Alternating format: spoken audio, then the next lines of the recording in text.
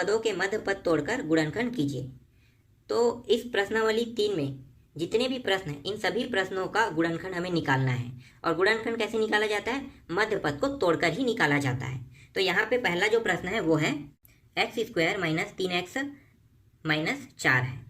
तो यहाँ पे कितने पद है? 1 2 3, 3 पद है। तो पहला पद और अंतिम पद के जो संख्या है उसका गुणा कर देते हो। यहाँ पर पहला पद में संख्या क्या है? कुछ नहीं, मतलब 1 है। और अंतिम पद में क्या है? -4 है। दोनों को गुणा कर दो तो ये कितना आ जाएगा? -4। अब ये जो -4 है इसको ध्यान में रखते हुए ये जो -3 है जो मध्य वाला पद है इसको तोड़ना है हमें। तो -4 को ध्यान में रखते हुए हमें किसको तोड़ना है? मध्य वाले पद को तोड़ना है। तो इसको तोड़ते हैं। तो इन दोनों, अगर हम -3 को 2 हिस्सों में तोड़ेंगे तो उनका गुणा करने पर कितना आना चाहिए? -4 आना चाहिए। और जोड़े या घटाएं तो कितना आना चाहिए? -3 आना चाहिए। तो इसको कैसे तोड़ोगे? तो देखो यहाँ पे -4 है, ठीक है, और हमें लाना है कितना? -3, ठीक है। तो पहले गुणा वाले को तोड़ लेते हैं। तो ये अगर मैं इसको एक हिस्से को -4 + 1 में तोड़ता हूँ तो कितना हो गया? ये जोड़ने पर -3 आ गया, ठीक है। ये वाला मान तो सिद्ध हो गया। अब हमें बस सिद्ध क्या करना है? दोनों को गुणा करेंगे तो -4 आ रहा है कि नहीं ये चेक करते हैं।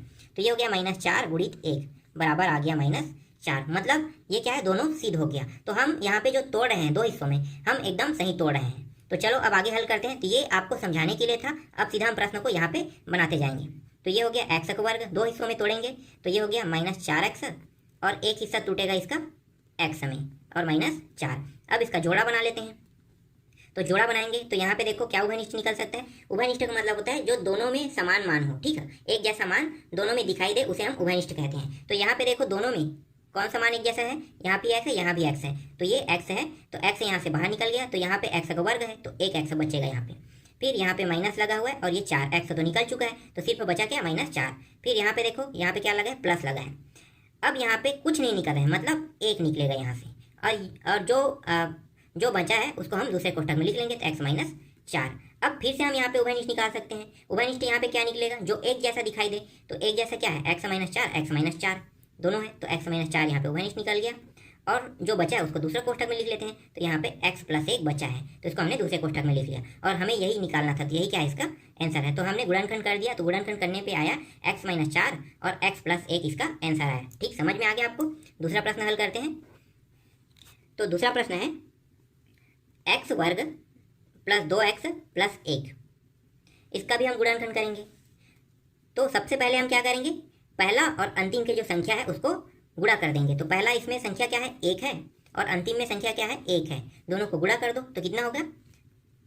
1 होगा। 1 × 1 1 होता है। अब इस 1 को ध्यान में रखते हुए ये जो 2 है, ठीक है, बीच वाला जो मान है इसको हमें तोड़ना है।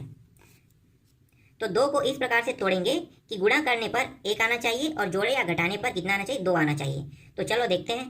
तो यहाँ पे अगर मैं 1 + 1, ठीक है, तोड़ रहा हूँ 1 + 1 में, तो इन दोनों को जोड़ूंगा तो 2 आ रहा है। तो देखो प्लस में 2 आ रहा है, मतलब 2 हमारा सही आ रहा है। अब इन्हीं दोनों संख्याओं को गुणा कर दो, 1 × 1 तो 1 आना चाहिए। तो ये रहा 1 आ गया।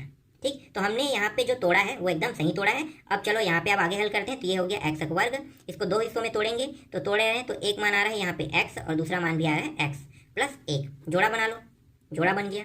अब यहाँ पे उभयनिष्ठ क्या निकल सकता है? दोनों में है वही मान उभयनिष्ठ होता है। तो यहाँ पे उभयनिष्ठ निकल सकता है x, यहाँ पे उभयनिष्ठ निकल गया, और ये हो गया x + 1 बचा। दोनों में से x निकल गया तो ये क्या बचेगा? यहाँ पे कुछ नहीं, मतलब 1 बचेगा।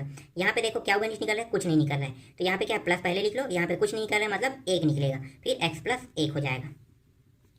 अब यहाँ पे फिर से उभयनिष्ठ में, यहाँ पे फिर से उभयनिष्ठ निकल रहा है x + 1, और जो नहीं निकल रहा है उसको दूसरे कोष्ठक में लिख लेते हैं, x + 1। तो ये हो गया x + 1 आ गया। ठीक, ये रहा इसका आंसर। ये भी समझ में आ गया आपको? आगे बढ़े तीसरा प्रश्न की ओर। तो तीसरा प्रश्न है x² + x - 12। यहाँ भी हम क्या करेंगे? पहला और अंतिम का गुणा कर देंगे। तो यहाँ पे पहले में 1 है और अंतिम में -12 है, तो गुणा करेंगे कितना आ गया? -12 आ गया। अब इस -12 को ध्यान में देते हुए ये जो मध्य वाला पद है इसको 2 हिस्सों में तोड़ेंगे।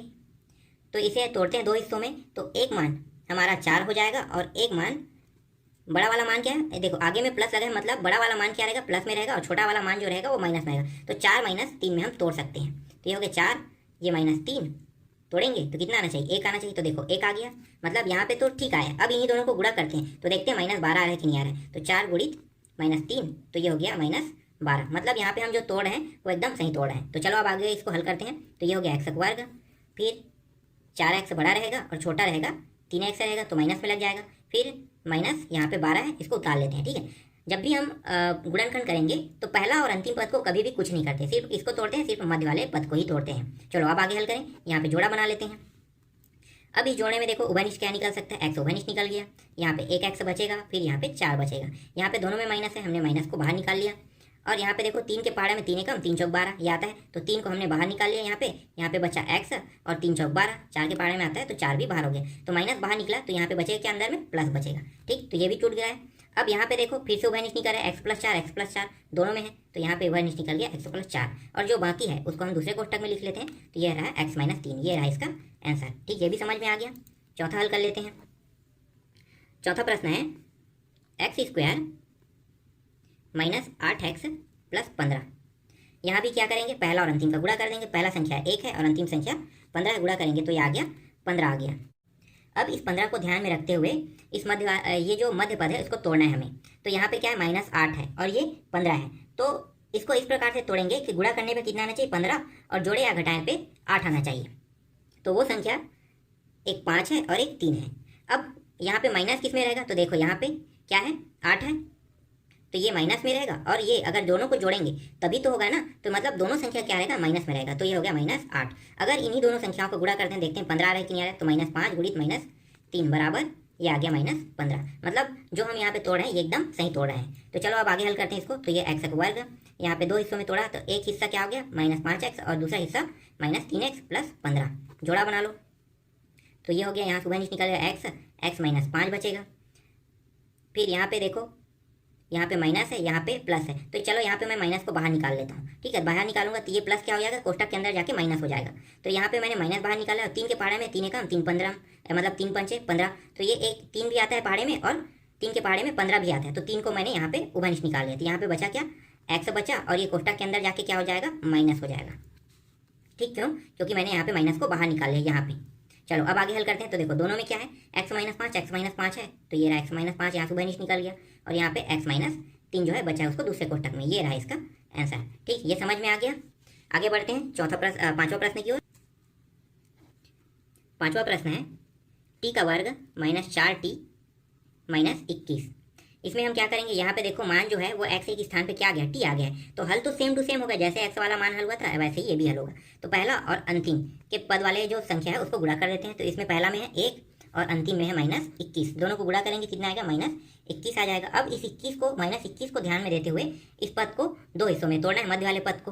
तो चलो इसको अब तोड़ देते हैं। तो यहाँ पे क्या है, -21 है, और इसको तोड़ेंगे तो ये हो गया 7 × 14 = 7 × 21, ठीक है। 7 × 21 होगा, मतलब ये आ जाएगा -7 बड़ा में रहेगा और +3 छोटा में रहेगा। अगर इन दोनों को घटा देंगे तो कितना आएगा, -4। तो देखो ये वाला मान तो सिद्ध हो गया।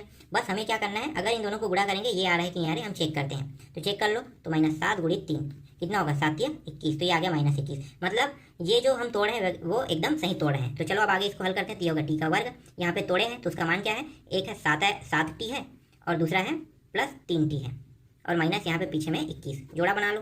तो जोड़ा बनाएंगे तो यहाँ पे उभयनिष्ठ क्या निकल रहा है, t निकल रहा है, t को उभयनिष्ठ निकालिए, यहाँ पे t -7, फिर यहाँ पे प्लस, यहाँ पे 3 को बाहर निकाल लेते हैं, और यहाँ पे t 3 के पहाड़े में 21 आता है, तो 3 × 7 = 21, तो ये हो गया -7, ठीक। यहाँ पे उभयनिष्ठ क्या निकल सकता है, यहाँ पे t - 7, फिर से उभयनिष्ठ निकल गया, बचा है उसको दूसरे कोष्टक में लिख लेते हैं, तो t + 3 दूसरे कोष्टक में लिख लिए, तो ये रहा इसका आंसर, ठीक। पांचवा प्रश्न भी समझ में आ गया। छठवां प्रश्न बनाते हैं। तो छठवां प्रश्न है -y² + 35y + 156। अब यहाँ पे सामने में माइनस लगा है, तो हल करना थोड़ा सा मुश्किल होगा। तो क्या करेंगे, इस पूरे पद में माइनस का गुणा कर देंगे। तो माइनस का गुणा करेंगे तो ये हो जाएगा, माइनस वाला मान प्लस में हो जाएगा, प्लस वाला मान माइनस में हो जाएगा। तो माइनस का गुणा करते हैं, तो ये हो गया, माइनस वाला मान प्लस में हो गया, ये प्लस जो है वो माइनस में हो जाएगा, तो ये हो गया 35y, ये भी प्लस में, तो ये भी माइनस में हो जाएगा, तो ये आ गया -156। अब ये आसानी से अब हल हो सकता है। अब हम क्या करेंगे, पहला और अंतिम के जो संख्या वाला मान है इसका हम गुणा कर लेते हैं। तो पहला में 1 है और अंतिम में कितना है, -156, गुणा करेंगे कितना आएगा, -156 आएगा। अब इस 156 को ध्यान में रखते हुए ये जो -35 है उसको 2 हिस्सों में तोड़ना है, तो तोड़ देते हैं। चलो अब तो इसको अगर हम तोड़ते हैं 39, ठीक है, और 4 में तोड़ देते हैं तो कितना आएगा, गुणा करने पे 156 आ रहा है, और जोड़े और घटाने पर कितना आना चाहिए, 35। तो देखते हैं, 39 लिखो यहाँ पे, ठीक है, 39, और ये हो गया 4। अब कौन सा संख्या बड़ा रहेगा,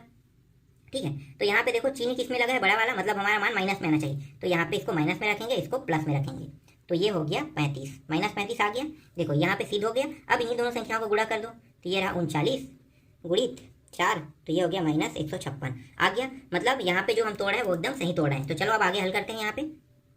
तो ये हो गया y का वर्ग -39y प्लस 4y -156, जोड़ा बना लो। यहाँ पे उभयनिष्ठ क्या निकलेगा, तो y दोनों में है तो y उभयनिष्ठ निकल गया। यहाँ पे बचा एक y -3 39, मतलब 39 आ गया यहाँ पे। प्लस यहाँ पे 4 के पहाड़े में दोनों आते हैं, तो यहाँ पे 4 बाहर हो गया y, और ये -39 बार में कट गया, तो ये आ गया 39। अब यहाँ पे फिर से उभयनिष्ठ निकल जाएगा, तो y -39 यहाँ पे उभयनिष्ठ निकल गया, और बचा उसको दूसरे कोष्ठक में लिख रहे थे, तो y + 4 बचा। ये रहा इसका आंसर। बाकी जो प्रश्न बच गए हैं उन प्रश्नों को हम लोग अगले पार्ट में हल करेंगे, ठीक है। इसका आंसर यही रहेगा।